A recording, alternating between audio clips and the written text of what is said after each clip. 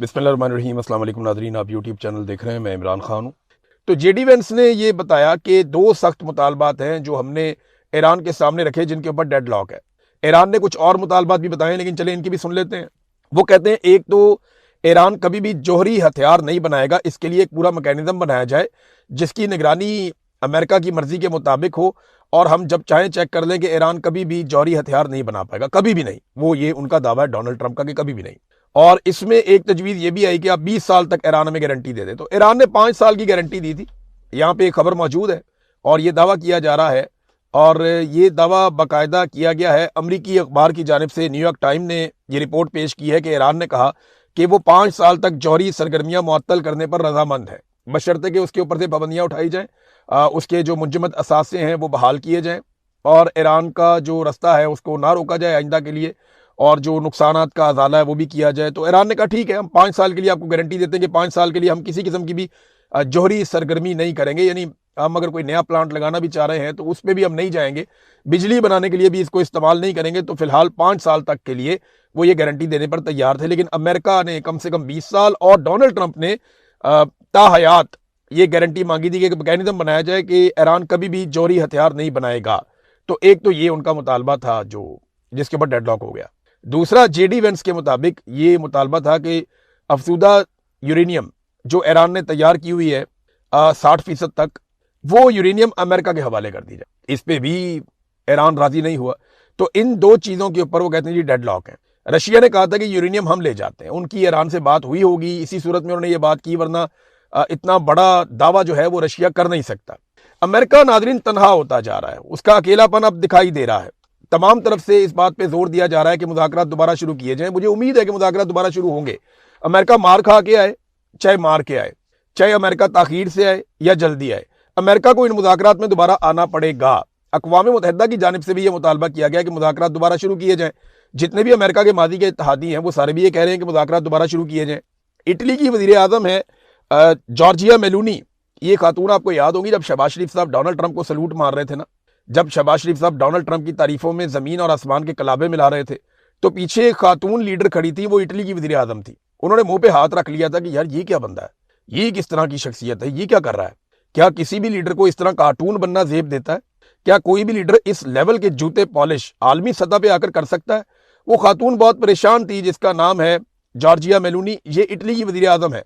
अब उन्होंने एक बड़ा जुर्रतमंदाना स्टेटमेंट दिया। उन्होंने कहा जी कि इसराइल के साथ दिफाई मुआहदा वो मनसूख करने जा रहे हैं। यानी इटली के साथ इसराइल का एक दिफाई मुआहदा था। याद रखिएगा, ये दोनों ममालिक मेडिटेरियन सी के ऊपर है। सामने वाली साइड पे जो है वो इसराइल है, उसके बाद एक इस तरफ तुर्की है, तुर्की के साथ यूनान है, फिर ऊपर आपका इटली, स्पेन, ये सारे ममालिक जो हैं ये इसी समंदर के ऊपर हैं, मेडिटेरेनियन सी के ऊपर। तो इसमें जो इटली की वज़ीर आज़म है, उन्होंने अब इसराइल के साथ दिफाई मुआहदा मनसूख करने का ऐलान कर दिया है। ये एक झटका है इसराइल के लिए। अमेरिका के लिए भी झटके पे झटका आ रहा है। देखें ना, वहाँ पे जो डोनाल्ड ट्रंप का सबसे फेवरेट हंगरी का वज़ीर आज़म था वो फारिग हो गया। 16 साल तक वो इक़्तिदार में रहा और बिलाखिर वो फारिग हो गया। और हंगरी का जो इलेक्शन है वो इसकी एक मिसाल है कि यूरोप के अंदर अमेरिका का असर रसूख खत्म हो रहा है। खासतौर पे डोनाल्ड ट्रंप की मुखालफत वहाँ इतनी ज़्यादा है कि जो भी डोनाल्ड ट्रंप की मुखालफत करता है वो वहाँ पे मकबूल हो जाता है। और इसमें जो सबसे ज़्यादा लीड ली हुई है वो स्पेन के वज़ीर आज़म पेड्रो ने ली हुई है, और वहाँ के लोग बड़ा फ़ख्र करते हैं इस बात के ऊपर। वो बहुत ज़्यादा फ़ख्र करते हैं कि जनाब हमें फ़ख्र है कि हमारा वज़ीर आज़म इतना डटकर, इतना मजबूती के साथ खड़ा है।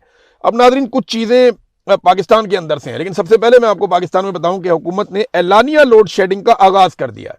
एलानिया लोड शेडिंग। लोड शेडिंग की वजह बताऊं नाज़रीन क्या होती है? लोड शेडिंग की जो सबसे बड़ी वजह होती है वो होती है कि आप बिजली पैदा नहीं कर पा रहे होते, या आपकी उतनी बिजली पैदा करने की कैपेसिटी नहीं होती जितनी बिजली आपको चाहिए होती है। लेकिन पाकिस्तान में सिलसिला इसका उलट है। पाकिस्तान की जो बिजली पैदा करने की सलाहियत है वो ज़रूरत से दुगनी से भी ज़्यादा है।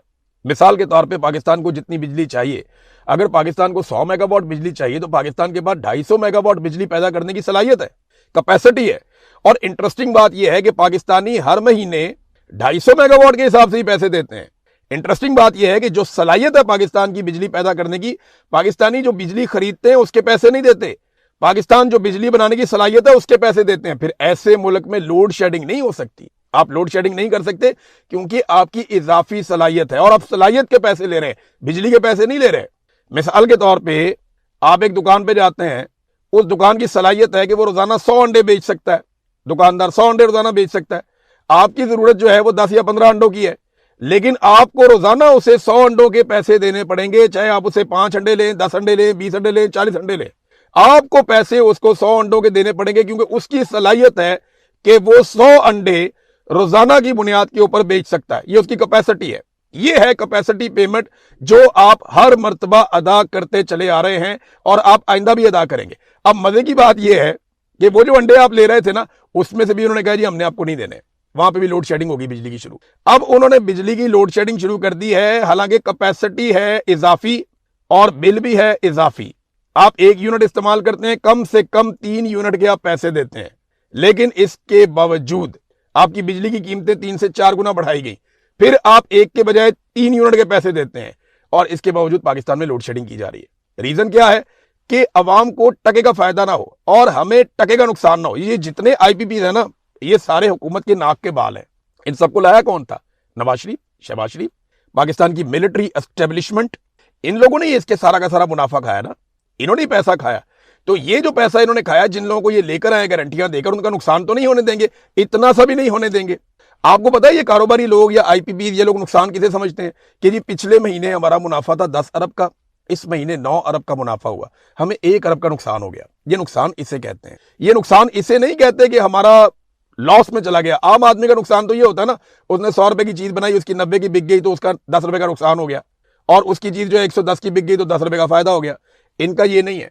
इनका मुनाफा जो है, अगर इन्होंने 100 रुपए की चीज बनाई और 200 की बिकी तो 100 रुपए का फायदा हो गया।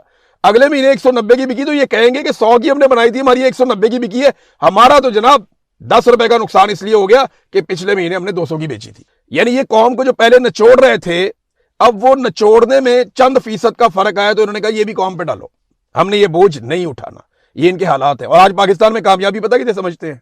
आपके बड़े बड़े दानिश्वर, आपके बड़े बड़े लोग, बड़े ताकतवर लोग, वो ये दावा कर रहे हैं कि क्योंकि सऊदी अरब पाकिस्तान को कर्जा देने वाला है। ये खबर भी आई हुई है, ये पाकिस्तान के तमाम अखबारात में हर जगह पे ये खबर खास तौर पे छपवाई गई है कि पाकिस्तान परेशान ना हो, सऊदी वली अहद की जानिब से 3 अरब डॉलर डिपॉजिट कराने का ऐलान। ये को पाकिस्तान को पैसे मिल नहीं जाएंगे, ना ये कोई सरमायाकारी है। ये सिर्फ सऊदी अरब अपने बैंक से पैसे निकाल के हमारे बैंक में रख देगा। ये सिर्फ डिपॉजिट है और हमने पैसा वापस करना है यूएई का, और ये पैसा हमने सऊदी अरब का वापस करना होगा। हो सकता है इस पैसे के ऊपर हमें सूद भी देना पड़े, आने वाले दिनों में हमें पता चल जाएगा। अब हम सऊदी अरब से पैसा ले रहे हैं, हमारे लोग बगले बजा रहे हैं, बहुत बड़ी कामयाबी, बहुत ओ फिटे मुंह तड़ा। यहाँ पे SIFC नामी इदारा बनाया गया, उसके ऊपर रिटायर और हाजिर ड्यूटी जर्नैलों को बिठाया गया। पूरा का पूरा इदारा कंट्रोल किया गया फौज के जरिए से, फौजी जर्नैलों के जरिए से, और उस इदारे को पाकिस्तान के तमाम इदारे दे दिए गए। यानी सियाहत उनके पास, मादनियात उनके पास, ज़राअत उनके पास, हर चीज, एनर्जी सब उनको दे दिया गया।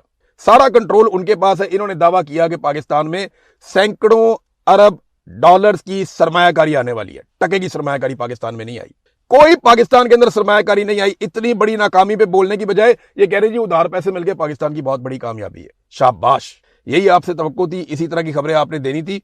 माजी में हम भी यही समझते थे कि बहुत बड़ी कामयाबियां होती हैं। सबकी आंखों पे इन्होंने पट्टियां बांधी हुई थी, लेकिन कौम की आंखों से पट्टी उतर गई है। लेकिन हमारे चंद दानिशवर जो है ना, उनकी आंखों से पट्टी नहीं उतर रही। वो वहीं पे खड़े हैं जहां पहले खड़े थे। इमरान खान साहब के साथ जुल्म पे जुल्म, जुल्म पे जुल्म। वो जो मुकदमा 10 मिनट में हो जाना चाहिए, 1.5 साल से उसको लटकाया हुआ है। और अब इमरान खान साहब को जो है वो एक और केस पुराना ये चलाते रहते हैं फॉरेन फंडिंग का, उसके अंदर मरकजी मुलजिम बना दिया। मैं आपको गारंटी करता हूं, हमने इस पूरे केस को स्टडी किया था।